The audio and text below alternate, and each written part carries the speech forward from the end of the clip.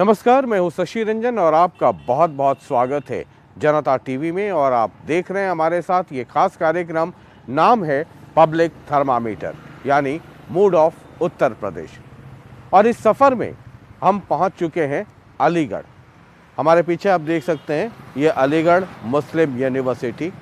1875 में इसकी शुरुआत हुई, स्थापना हुई और 1920 में ये अलीगढ़ मुस्लिम यूनिवर्सिटी बना। 2021 के आसपास एक विवाद हुआ और विवाद इतना गहरा हुआ कि जो बीजेपी सपोर्टर्स थे, जो यूथ विंग है, उन लोगों ने खून से एक चिट्ठी लिख करके और ये डिमांड किया कि यूनिवर्सिटी के अंदर जो जिन्ना साहब की तस्वीर लगी है उसे हटाया जाए। उस वक्त ये कंट्रोवर्सी बड़ी बहुत ज़बरदस्त तरीके से हुई और हालांकि फिर बाद में वो मसला थोड़ा शांत हुआ। लेकिन जब जब चुनाव आता है, ये जिन्ना का मसला और अलीगढ़ मुस्लिम यूनिवर्सिटी का मसला खूब उछलता है। ज़रा यहाँ हम हैं और कोशिश करेंगे एएमयू के स्टूडेंट से भी बातचीत करें, उनका मन क्या है, उनका मिजाज क्या है और ओवरऑल उत्तर प्रदेश की राजनीति और आने वाली सरकार और चुनाव को लेकर के उनका नज़रिया क्या है। तो आइए ज़रा एएमयू के स्टूडेंट से बात करते हैं। चलिए, तो एएमयू के सामने ही हम लोग हैं और ये सुलेमान, क्या कहते हैं इस जगह को? सुलेमान हॉल। और आज मौसम भी थोड़ा, आज ठंड है थोड़ी सी, तो यहाँ चाय भी और नाश्ता भी और बाकी सब लोग इकट्ठा हैं। ये यूपी में चुनाव है, उत्तर प्रदेश में, है ना जी। तो जब अलीगढ़ आए तो हमने कहा कि एएमयू से जुड़े हुए लोग, स्टूडेंट हो या उनसे जुड़े हुए लोग, उनकी भी अपनी एक राय की अहमियत है। यूपी की पॉलिटिक्स को आप कैसे देखते हैं? यूपी की पॉलिटिक्स को, एक तो आपको पता है डीजल पेट्रोल के दाम कैसे हो रहे हैं। गैस हम 6 से 7 साल 8 साल पहले ये सरकार चल रही है, 7 साल हो गए इस सरकार को। उससे पहले हम गैस खरीद रहे थे 400 रुपये, 450 रुपये। आज वो 1000 रुपये की हो गई है। तो जो मिडिल क्लास फैमिली हैं, गरीब लोग हैं, उन्हें दिक्कतों का सामना तो करना पड़ रहा है। तो और दूसरी चीज़ एक ये भी है कि यहाँ का तो चुनाव का मसला ऐसा है कि यहाँ तो सपा से हम सपा को ही वोट देंगे। सपा को देंगे? बिल्कुल। अच्छा, ये जब आप यूपी पॉलिटिक्स को अगर आप स्टडी करें नज़दीक से, है ना, तो जो रूलिंग पार्टी है अभी बीजेपी है, सेंटर में भी है, स्टेट में भी है, लेकिन हम स्टेट की बात करें, और वो ताकतवर पार्टी है क्योंकि रूलिंग है, ठीक है ना। कई लोग ये कहते हैं कि हिंदुस्तान में जात और धर्म तो चुनाव में बड़ा महत्वपूर्ण हो जाता है। ये तो ज़मीनी हकीकत है, हार्ड रियलिटी है। कई लोग ये कहते हैं कि बीजेपी को फ़ायदा हो सकता है क्योंकि बीएसपी भी मैदान में है, कांग्रेस भी है, समाजवादी पार्टी वाला गठबंधन भी है, तो जो मुस्लिम समुदाय है उसका डिवीज़न ऑफ वोट होगा कई जगह पर। आपको क्या लगता है? सर देखिए, ये अखिलेश यादव भी जीतेंगे इंशाल्लाह यूपी से।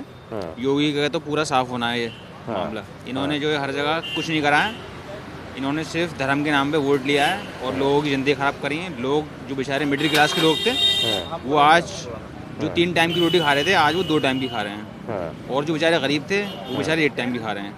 और जो अमीर लोग हैं, उनके ऊपर इतना असर नहीं है। वो ठीक है, वो मुद्दा मेरे समझ में आता है। मैं ये समझना चाह रहा हूँ एज अ पॉलिटिकल स्टूडेंट, है ना, कि जो एंटी बीजेपी वोट है जी, उसके डिवीज़न के कितने आसार आपको दिखते हैं? क्योंकि कई जगह मायावती ने, अगर आप मुस्लिम डोमिनेटेड इलाका कह लीजिए, तो वहाँ मुस्लिम कैंडिडेट दिया, कांग्रेस ने भी दिया है।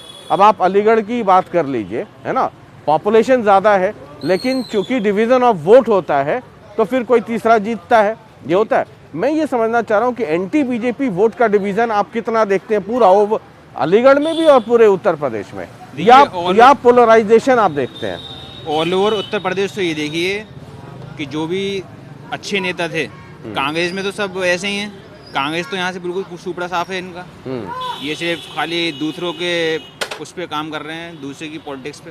जैसे कि समाजवादी में अभी इन्हें टिकट मिला था, एक साहब को नाम नहीं लूँगा मैं, उनका यही टिकट साफ हुआ, तो ये भी सब मतलब एक दूसरे के खिलाफ है और एक तरफ वोट नहीं पड़ेगा, ये सब जगह वोट बटेगा।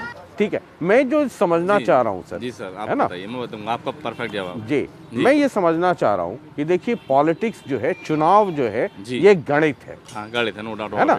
No doubt. और हर पॉलिटिकल पार्टी कोई भजन करने नहीं आती है। हाँ।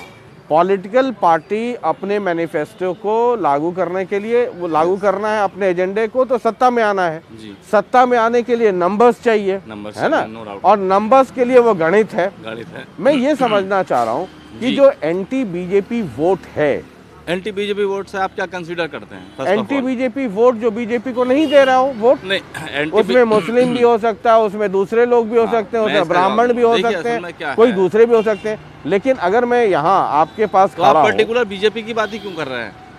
इसलिए कि वो रूलिंग पार्टी है, अच्छा, अभी रूलिंग रूलिंग है ना? अच्छा, जी। तो मैं ये कह रहा हूँ कि पोलराइजेशन ऑफ वोट है हाँ, या हाँ। डिवीजन ऑफ वोट है। नहीं, आप पोलरा- देख लीजिए 2019 के बाद, है ना, 1-to-1 फाइट की स्थिति हो रही है हर जगह। No doubt. वेस्ट बंगाल में आपने देख वेस्ट लिया, बंगाल, दिल्ली में आपने देख लिया, एक ही बिहार में पार्टी है जब जो आप- बिहार में जब लालू और नीतीश का कॉम्बिनेशन हुआ तो 1-to-1 हुआ। 1-to-1। यूपी में क्या स्थिति है? नहीं, यूपी में देखिए, अगर आप देखेंगे, आपने और भी जगह सर्वे किए होंगे, तो समाजवादी की लहर है, नो डाउट अबाउट इट। क्योंकि पब्लिक बहुत त्रस्त है इस समय। आप भी देखिए, अपनी गाड़ी चला रहे हैं, महंगाई बहुत है, इन्फ्लेशन बहुत ज्यादा है इस समय। आज की तारीख में आपको पूरी यूपी में, अलीगढ़ में और यूपी में, है ना, आपको क्या सिनारियो दिख रहा है? देखिए सर, फाइट किसके किसके बीच है? फाइट तो no doubt about it Samajwadi party और बीजेपी में है, यूपी इन दोनों के बीच तो, में है। और देखिए, आपने भी सर्वे किया होगा, और तो कोई पार्टी ऐसा ठीक है, दम नहीं दिखा पा रही। बीएसपी और कांग्रेस की क्या स्थिति है? बीएसपी कांग्रेस की कोई इतनी स्थिति नहीं है, जहां हर आदमी का कोई डोमिनेटेड क्षेत्र होते हैं जहां से वो जीत लेता है। मैक्सिमम बहुत सारा 20-30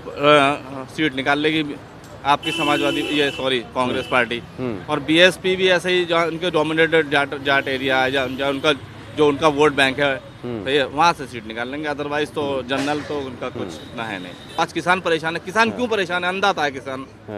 India is agrarian country, are you okay?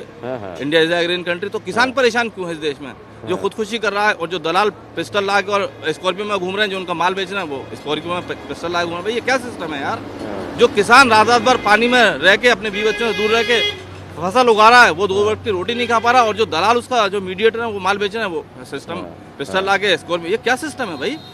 किसान अब भी खुदकुशी कर रहा है। आज़ादी के बाद से किसान की किस्मत ही नहीं पलट रही। क्यों नहीं पलट रही? किसान अंधाता है भाई, आप खुद सोचिए। ठीक, किसान जो हम क्या कह रहे हैं, ग्राउंड लेवल पे काम होना चाहिए। गरीबों को गवर्नमेंट की जो फैसिलिटी है वो मिलनी ये वक्त आएगा सर कि कभी हम लोग Expect करते हैं डेवलपमेंट पे भी वोट देंगे। चाहिए, आना चाहिए। जिस दिन हम देने लगेंगे ना, ये पॉलिटिकल पार्टीज, हाँ, फिर ये हमारे ये फिर हमारी गुलाम होंगे। हम उनके गुलाम हैं अभी। बेसिकली हमारे सेवक हैं। हाँ, हैं? वो तब होंगे सेवक जब हम इस तरीके से वोट करें। बस ये हार्ड रियलिटी है। Hard reality, no doubt about. जी, हमें जरा एक्सपेक्ट करना चाहिए। कुछ और लोग हैं, उनसे भी जरा एक बिल्कुल, बार बिल्कुल। बातचीत करो। तो थोड़ा इधर कर लेते हैं, ये जरा छुपा लीजिए इसको। हाँ, नहीं, तब तक वो आते हैं, आपसे बात करते हैं। यहीं से, अलीगढ़ से हैं आप? जी, मैं अलीगढ़ से। जी, ये चुनाव, मैं बलरामपुर से हूँ। अच्छा, गोंडा ठीक। बलरामपुर। हाँ, ठीक है, तो और यूपी यहाँ हुआ। पे एमयू का स्टूडेंट हूँ मैं। स्टूडेंट है जी, लॉ फैकल्टी। ये। अभी यूपी में चुनाव चल रहा है ना? जरा हम यूपी की पॉलिटिक्स को आप लोगों की नज़र से ज़रा देखना और समझना चाहते हैं। आपका क्या नज़रिया है अभी जो चुनाव 2022 में चल रहा है? चुनाव के बारे में किस किस्म का स्पेसिफिक आप थोड़ा बताएंगे? आपको लगता है एजेंडे पे, डेवलपमेंट पे चल रहा है, या विशुद्ध जातीय समीकरण पे चुनाव हो रहा है नहीं। धरातल पर? देखिए, जो समाजवादी पार्टी है और बहुजन समाज पार्टी, ये दोनों पार्टियां तो जो है कोशिश कर रही हैं कि जातीय समीकरण भी बना रहे, और जो अपर क्लास पॉलिटिक्स है, जो कि विकास की राजनीति जिसे कहा जाता है, उसको भी साथ में लेकर चलने की कोशिश कर रही हैं, ताकि उनके जो सवर्ण वोट हैं वो भी उनके साथ जुड़े रहें, और उनके जो परंपरागत जातिगत जो वोट रहे हैं वो भी उनके साथ जुड़े रहें। वो दोनों जो है हाथ में लड्डू खाना चाहते हैं, बहुजन समाज पार्टी भी और समाजवादी पार्टी भी। और भारतीय जनता पार्टी का आप सबको पता ही है कि उनका जो एकदम क्लियर एजेंडा है, polarisation on the basis of religion, है ना, उन सबसे आसान लगता है वो। और वो तो नहीं, पोलराइजेशन इधर भी तो है ना, समाजवादी पार्टी का भी, आप मुजफ्फरनगर चले जाएं तो मुस्लिम जाट का पोलराइजेशन जी है ना, तो मैंने इधर कहा- भी दलितों का पोलराइजेशन, बैठिए इधर, पोलराइजेशन, तो पोलराइजेशन तो बीजेपी भी कर रही है, दूसरी पार्टियां भी कर रही हैं, सब कर रही जैसे हैं। जो बहुजन समाज पार्टी और समाजवादी पार्टी का जो पोलराइजेशन करना चाहती है, हम्म, इन दोनों पार्टियों का पोलराइजेशन दो धड़े में होता है। आप देखिए इसे कि एक तो इनका ये इरादा रहता है कि सवर्ण जो वोट है वो भी हमसे खुश रहे, इसलिए विकास की राजनीति की बात करते हैं कि हम लोग प्रोग्रेसिव लोग हैं और हम लोग डेवलपमेंट चाहते हैं और आपके लिए जो है सुख सुविधाएं देंगे और जो एक वेलफेयर गवर्नमेंट रहेगी वो हम देंगे। और दूसरे जो इनका परंपरागत जो जिस बेसिस पे ये पार्टियां बनी हैं, जिस बेसिस पे ये दोनों पार्टियां फॉर्म हुई हैं, उस वो बेसिस उनका कास्ट था, कास्ट के बेसिस पे ये पार्टियां बनी थी। हाँ, मतलब एक तरफ कि धार्मिक हम पोलराइजेशन है जी। तो एक तरफ जातीय पोलराइजेशन है। जातीय पोलराइजेशन है, लेकिन हाँ। समाजवादी पार्टी और बहुजन समाज पार्टी, इन दोनों पार्टियों की आज की सबसे बड़ी विडंबना ये है कि ये दोनों पार्टियां जो है अपने जो इनका ओरिजिन है, जहां से इनका उद्गम हुआ है, उस चीज को भूल चुकी हैं ये।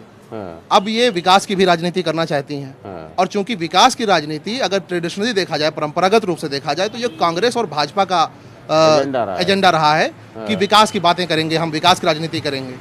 और समाजवादी पार्टी और बहुजन समाज पार्टी बनी थी जो है वो सामाजिक न्याय के उस पर बनी थी। उनके लिए था कि विकास हमारे लिए सेकेंडरी चीज है, सेकेंडरी है, और सोशल जस्टिस, सामाजिक न्याय जो इक्वालिटी है, और ये तमाम चीजें। हाँ, और अब वो उससे खिसक रहे हैं धीरे धीरे, समाजवादी पार्टी भी और बहुजन समाज पार्टी भी, क्योंकि इनकी पार्टी का एक बहुत बड़ा बेस जो है वो सवर्ण में भी बन चुका है, दोनों पार्टियों में भी। बहुजन समाज पार्टी में आप देख लीजिए सतीश चंद्र मिश्रा जी को, है ना, और भी बहुजन समाज पार्टी के बड़े मायावती हैं, जी नेक्स्ट टू मायावती हैं, और बड़े बड़े जितने भी समाजवादी बहुजन समाज पार्टी के और नेता हैं, उनमें भी जो है अपर कास्ट लोगों का दखल है।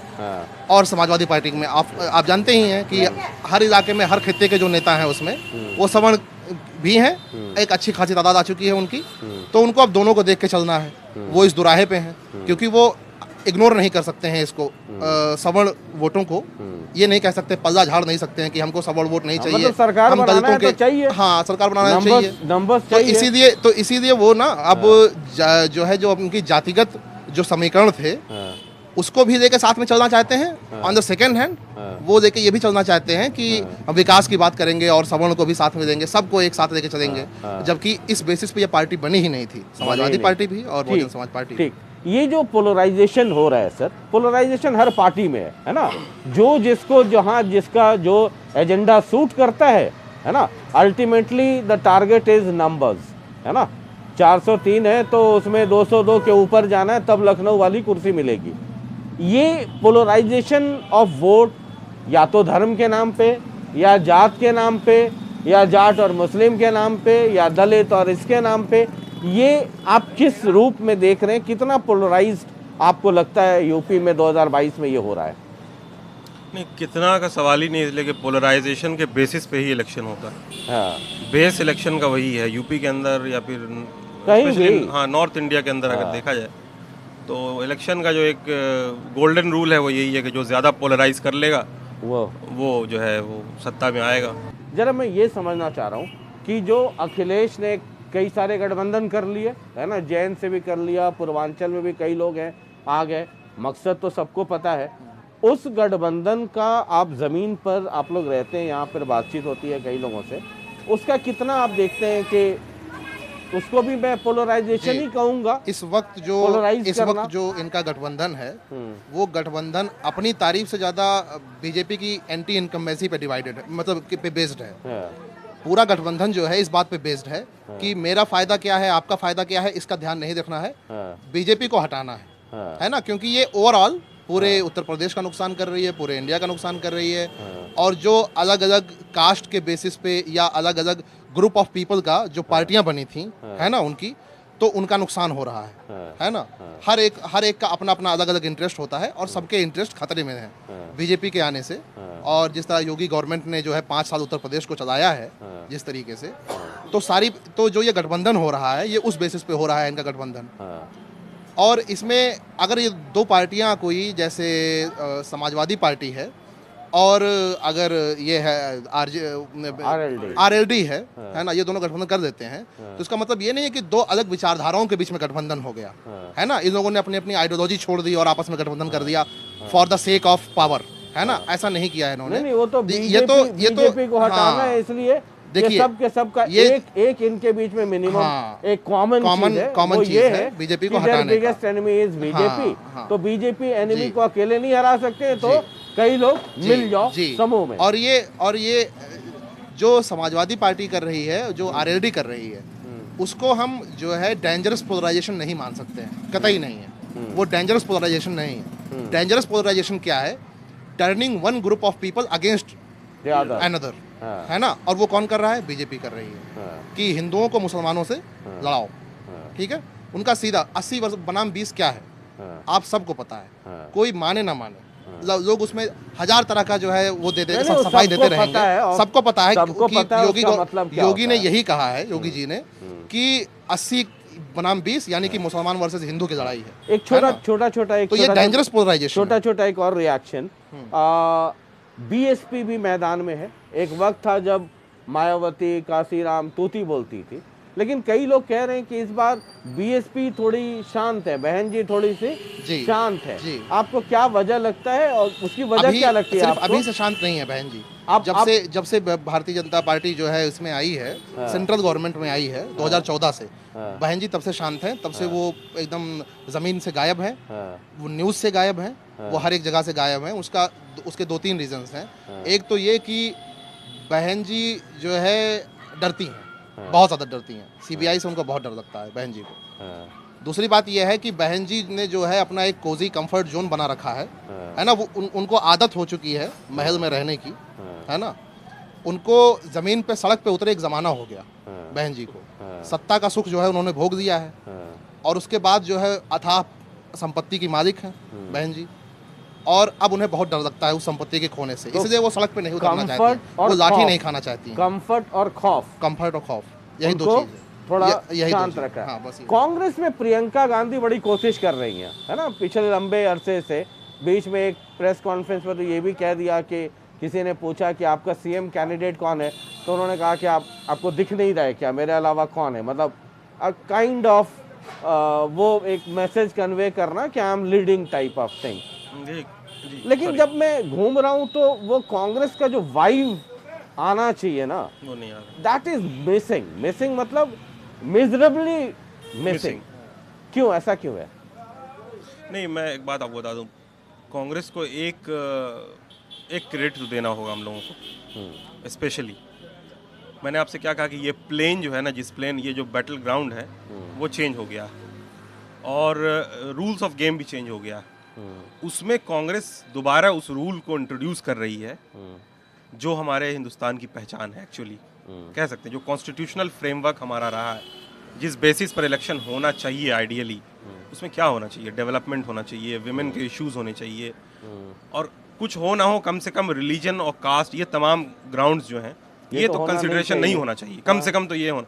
तो प्रियंका गांधी ने जो वुमेन का, खास के जो औरतों का जो मुद्दा उठाया है, जिस तरह से वो गैस सिलेंडर की बात हो जाए या स्कूटी की बात हो जाए, ये तमाम चीज़ों की जो भी बात हो जाए, या उनके जो कैंपेन का वो थीम जो है वो पिंक है और इस तरह से लड़ सकती हूँ, तो ये अपने आप में बहुत करेजियस स्टेप है।